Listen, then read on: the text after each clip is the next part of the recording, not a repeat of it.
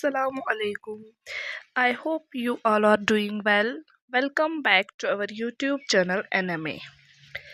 आज हम class 10th के पॉलिनोमियल चैप्टर का और एक लेक्चर पढ़ने जा रहे हैं जो कि है ज़ीरोज़ ऑफ ए पॉलिनोमियल। हमने ऑलरेडी पॉलिनोमियल पे 2 लेक्चर्स अपलोड किए हैं। आई होप कि आप लोगों ने वो अच्छे से देखे होंगे। आज हम zeros of a polynomial start करने जा रहे हैं जो कि बहुत ही इम्पोर्टेंट टॉपिक है।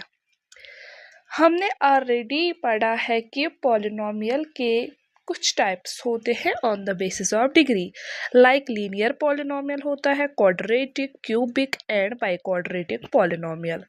तो आज हमें इन पॉलिनोमियल्स के ज़ीरोज़ निकालने हैं। ज़ीरो मैंने बोला है वैल्यू एंड ज़ीरो जिसमें पढ़ा था हमने। ज़ीरो ऑफ ए पॉलिनोमियल क्या होता है? ज़ीरो मतलब एक पॉलिनोमियल के वेरिएबल का वो वैल्यू जिसपे उस पॉलिनोमियल का आंसर ज़ीरो आता है। लाइक अगर हमारे पास एक पॉलिनोमियल है, लीनियर पॉलिनोमियल एक 3x - 2 = 0।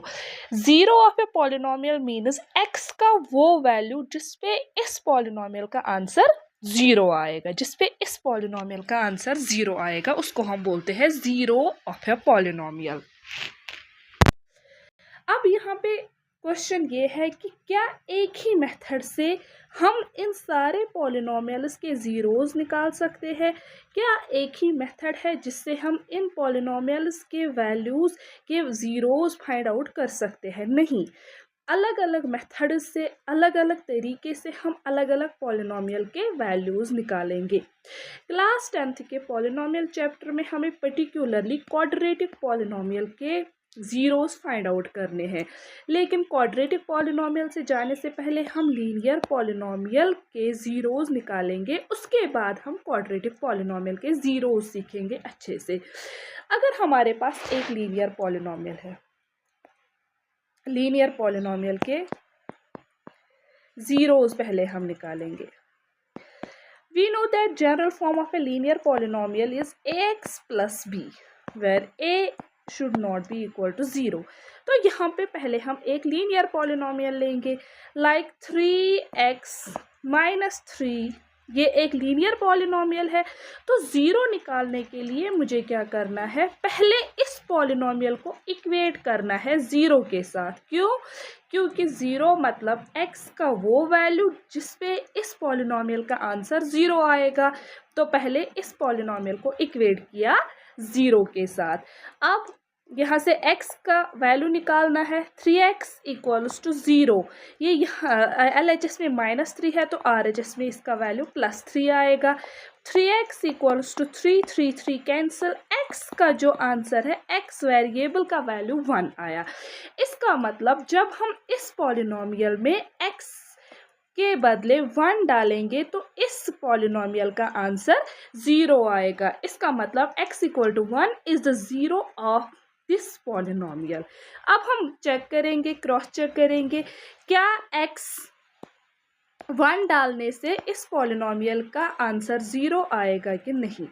किसमें हमें x 1 डालना है? 3x - 3 में। 3 × x के बदले 1 - 3, 3 1 are 3 - 3, 3 - 3 = 0। इसका मतलब x का वैल्यू जब हमने 1 लिया तो ये पॉलिनोमियल 0 के बराबर आई। इससे हम करते हैं zero of a linear polynomial. Linear polynomial का ज़ीरो निकालना बहुत ही आसान है। अगर और एक एग्जाम्पल हम लेंगे, सपोज 2x + 4, ये एक लीनियर पॉलिनोमियल है। तो हमें इस लीनियर पॉलिनोमियल का ज़ीरो निकालना है। क्या करना है? फर्स्ट स्टेप में हमें इसको इक्वेट करना है ज़ीरो के साथ। देन 2x का जो वैल्यू आएगा that's equal to 0 - 4। 2x = 0 - 4 is -4। x = -4/2, 2 1 are 2, 2 are 4। x का जो वैल्यू है दैट्स इक्वल्स टू -2। इसका मतलब इस लीनियर पॉलिनोमियल का ज़ीरो क्या है? -2। लीनियर पॉलिनोमियल का समझ आया आप लोगों को? लीनियर पॉलिनोमियल का ज़ीरो हम कैसे निकालते हैं। अब जनरल फॉर्म में भी देखेंगे। जनरल फॉर्म लीनियर पॉलिनोमियल की जो जनरल फॉर्म है that's ax plus B. First step क्या करना है, हमें इस पॉलिनोमियल को इक्वेट करना है 0 के साथ। तो वहाँ से ax आएगा 0 माइनस बी, ax आएगा माइनस बी, x आएगा minus B divided by a। जो जनरल फॉर्म है लीनियर पॉलिनोमियल की, वहाँ से हमने देखा कि x का वैल्यू जब माइनस बी बाई ए डालते हैं तो ए पॉलिनोमियल 0 के बराबर आती है। अब लेकिन जो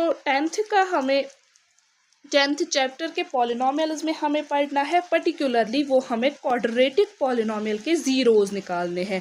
तो क्वाड्रेटिक पॉलिनोमियल की जनरल फॉर्म आप लोगों को पता ही होगी, A X square plus B X plus C where A is not equal to 0। This is the general form of a quadratic polynomial. तो हमें इस क्वाड्रेटिक पॉलिनोमियल के ज़ीरोज़ निकालने हैं। 2 मेथड्स है, एक को हम बोलते हैं splitting the terms and second one is quadratic formula. 1 by 1 हम दोनों मेथड्स पढ़ेंगे। तो आज हम पढ़ेंगे स्प्लिटिंग वाला मेथड। स्प्लिटिंग मेथड और क्वाड्रेटिक फार्मूला वाला मेथड हम क्वाड्रेटिक पॉलिनोमियल के ज़ीरोज़ निकालने के लिए यूज़ करेंगे। लेकिन क्वाड्रेटिक पॉलिनोमियल के अलावा जब हम क्वाड्रेटिक इक्वेशन का चैप्टर पढ़ेंगे तो हम उसमें भी ये मेथड्स यूज़ करेंगे। तो चलिए स्टार्ट करते हैं। क्वाड्रेटिक, हम कोई भी एक क्वाड्रेटिक पॉलिनोमियल लेंगे। Example x square plus 6x plus 8। ये एक क्वाड्रेटिक पॉलिनोमियल है। जो वेरिएबल्स है उनकी जो डिग्री है वो डिक्रीजिंग ऑर्डर में है। 2 यहाँ पे 1 है, यहाँ पे 0 होगी। तो ये एक क्वाड्रेटिक पॉलिनोमियल है। इस क्वाड्रेटिक पॉलिनोमियल का 0 निकालना है तो इसका मतलब पहले इसको इक्वेट करना है 0 के साथ। जो कोई भी पॉलिनोमियल होती है, चाहे लीनियर हो, क्वाड्रेटिक हो, क्यूबिक हो, तो पहले उस पॉलिनोमियल को इक्वेट करना होता है 0 के साथ। उसके बाद हमें स्प्लिटिंग वाला मेथड पढ़ना है। तो यहाँ पे हमें क्या देखना है कि जो एक्स स्क्वायर का कोफिशिएंट है, यहाँ पे एक्स स्क्वायर का कोफिशिएंट 1 है और जो कांस्टेंट टर्म है, या आप बोल सकते हो एक्स रेज़्ड टू पावर 0 का जो कोफिशिएंट है, तो वो यहाँ पे 8 है। उन दोनों कोफिशिएंट्स को आपने लेना है। क्या क्या है, 1 है और 8 है, और बीच में से उनको मल्टीप्लाई करना है। उन दोनों जो वहाँ पे वो 2 नंबर्स आएंगे उनकी मल्टीप्लिकेशन लेनी है। 1 8 और 8। फर्स्ट टर्म जो भी है, एक्स स्क्वायर टर्म जो भी है वो हम लिखेंगे, और जो कांस्टेंट टर्म है वो भी हम लिखेंगे। स्प्लिट कौन सी टर्म करनी है, बीच वाली टर्म, ये वाली टर्म हमें स्प्लिट करनी है। तो स्प्लिट, लेकिन इसको स्प्लिट करना है सिर्फ 2 टर्म्स में। जैसे अगर हम यहाँ से अब देखेंगे, यहाँ पे हमें 8 के फैक्टर्स निकालने हैं। यहाँ पे 8 का फैक्टर क्या क्या आएगा, 2 4 are 8, 2 2 are 4, 2 1 are 2। तो 8 का फैक्टर 2 2 2 भी आएगा, लेकिन 3 फैक्टर्स आए यहाँ से। हमें इसको स्प्लिट करना है सिर्फ 2 नंबर्स में, सिर्फ 2 नंबर्स आने चाहिए इस 8 के। तो हम क्या करेंगे, उसके लिए 8 हमारा नंबर है, 8 का एक फैक्टर 1 इंटू 8 भी आएगा, दूसरा 2 इंटू 4 भी आएगा, तीसरा 8 इंटू 1 भी आएगा। तो हमें वो 2 नंबर्स लेने हैं जिनका अगर हम एडिशन लेंगे या सब्ट्रैक्शन करेंगे तो वो ये बीच वाली जो x का कोफिशिएंट है वही आना चाहिए। सपोज अगर हम यहाँ से करेंगे 8 प्लस 1 तो वो 9 आएगा, लेकिन मुझे यहाँ पे चाहिए 6। अगर हम करेंगे 8 माइनस 1 तो वो 7 आएगा, लेकिन मुझे यहाँ पे चाहिए 6। अगर हम करेंगे 2 प्लस 4 दैट्स इक्वल टू 6। इसका मतलब जो हमें चाहिए वो ये 2 नंबर्स है। तो हम 6x के बदले लिख सकते हैं 2x प्लस 4x। ये और एक स्टेप है। फर्स्ट स्टेप में हमने क्या किया, हमने एक्स स्क्वायर का कोफिशिएंट उठाया और कांस्टेंट टर्म और उनकी मल्टीप्लिकेशन ली। मल्टीप्लिकेशन क्या आई, 8। उसके बाद first term as it is, constant term as it is, और मिडल टर्म को सुप्लिट किया दो टर्म्स में। कैसे सुप्लिट किया? जो यहाँ पे ये नंबर आया हमने इनके फैक्टर्स देखे, क्या क्या फैक्टर आया इसका, वहां से देखा कि जो वो दो नंबर्स है अगर उनको प्लस करेंगे तो ये कोफिशिएंट ऑफ एक्स आ रहा है कि नहीं, माइनस करेंगे तो आ रहा है कि नहीं। तो वहां पे जब हमने 2 + 4 किया तो वो 6 आया। तो हमें यहाँ पे मिला 6x के दो टर्म्स। अब नेक्स्ट स्टेप क्या करना है? अब यहाँ से कॉमन निकालना है, इन दो टर्म से कॉमन निकालना है। जब हम यहाँ पे चेक करेंगे तो x, यहाँ पे भी x है, यहाँ पे भी x है, तो x मैंने कॉमन निकाला। यहाँ पे क्या बचा? एक ही x स्क्वायर में एक x बाहर निकला तो एक x बचा, प्लस यहाँ से x निकला तो यहाँ पे क्या बचा? 2 प्लस। अब इन दो में भी चेक करेंगे क्या है, तो कांस्टेंट 4 है, यहाँ पे 4, यहाँ से जब 4 निकला तो x बचा, प्लस 8 4 के टेबल में आता है इसलिए हमने 4 निकाला बाहर, 4 2 और 8 इक्वल्स टू 0। हम सही जा रहे हैं या गलत जा रहे हैं वो ये डिसाइड करेगा। जब ये दो सेम होंगे इसका मतलब हम सही जा रहे हैं। तो अब इन दोनों में से एक कॉमन निकालना है। x + 2 यहाँ पे भी है, x + 2 यहाँ पे भी है, तो मैंने x + 2 कॉमन निकाला। यहाँ पे क्या बचा? x, यहाँ पे क्या बचा? +4 इक्वल्स टू, ये दोनों 0 के बराबर होंगे तो इसका मतलब x + 2 भी 0 के बराबर होगा एंड x + 4 भी 0 के बराबर होगा। जब यहाँ से x + 2 0 के बराबर आया तो x का वैल्यू -2 होगा, तो यहाँ पे x का वैल्यू -4 होगा। x equals to -2 and x equals to -4 पे इस पॉलिनोमियल का आंसर जो है वो 0 आता है। इसका मतलब -2 एंड -4 और the zeros of this polynomial. इस पॉलिनोमियल के जीरोस क्या क्या है? -2 एंड -4। और एक एग्जाम्पल से हम सीखेंगे। अगर मेरे पास एक पॉलिनोमियल है x² - x - 12, ये एक क्वाड्रेटिक पॉलिनोमियल है, डिक्रीजिंग ऑर्डर में पावर है। हाँ, तो ये एक क्वाड्रेटिक पॉलिनोमियल है। पहला स्टेप मैंने क्या बोला था? x² का कोफिशिएंट हमें देखना है 1 है और कांस्टेंट टर्म दैट्स 12। इसका मतलब 1 × 12 क्या आएगा? 12। लेकिन यहाँ पे कांस्टेंट टर्म -12 है क्योंकि जो जनरल फॉर्म है दैट्स ax² + bx + c, तो इसलिए कांस्टेंट टर्म यहाँ पे -12 है, तो यहाँ पे -12 आएगा। उसके बाद सेकंड स्टेप में ये फर्स्ट टर्म और कांस्टेंट टर्म हम लिखेंगे x² और -12।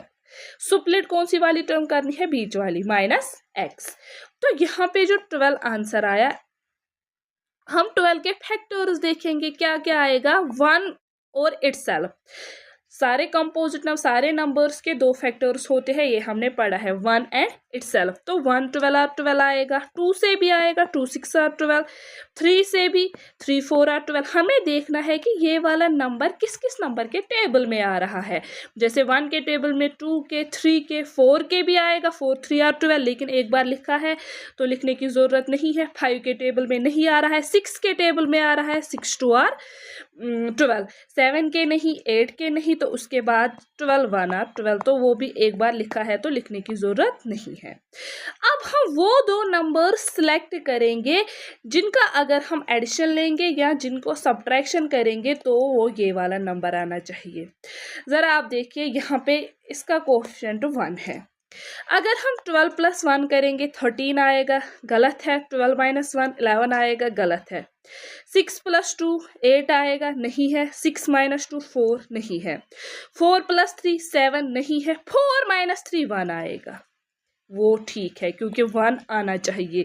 जब हम 4 में से -3 करेंगे तो वहाँ पे 1 आएगा, या आप बोल सकते हो 3 में से -4 करेंगे तो वहाँ पे -1 आएगा, जो कि हमें चाहिए। -1 ही हमें चाहिए, हमें 1 नहीं चाहिए, हमें -1 चाहिए, क्योंकि जब हम इसको इक्वेट करेंगे जनरल फॉर्म के साथ तो यहाँ पे प्लस भी है लेकिन यहाँ पे -1 है, तो हमें क्या चाहिए? -1। हमें क्या लिखना है फिर? 3 - 4, लेकिन x साथ में रखना है तो हम लिख सकते हैं +3x - 4x और इसको इक्वेट करना है 0 के साथ, जो मैंने पहले ही बोला। जब तक 0 के साथ इक्वेट नहीं करोगे तब तक जीरोज नहीं निकाल सकते हो। आई होप ये आपको समझ आया होगा। फिर से मैं एक बात बोलूँगी, क्या है, पहले coefficient of x square and constant term का मल्टीप्लिकेशन लेना है 1 12 और 12, जो वहाँ पे नंबर आएगा फिर उसके फैक्टर्स देखने हैं, क्या क्या फैक्टर्स उसके हैं तो वो चेक करने हैं। फिर उन दो फैक्टर्स को लेना है जिनका हम एडिशन या सब्ट्रैक्शन लेंगे तो वो ये वाला नंबर होगा। जब हमने 1 12 का किया माइनस या प्लस तो नहीं आया, जब हमने 2 6 का किया तो नहीं आया, जब हमने 3 और 4 का किया 3 - 4 हमारा -1 आया, तो यही नंबर होगा। फिर उसके बाद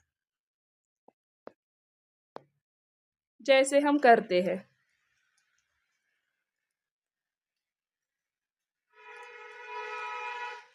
क्या करना है हमें, अब हमारी पॉलिनोमियल क्या थी, एक्स स्क्वायर -x - 12।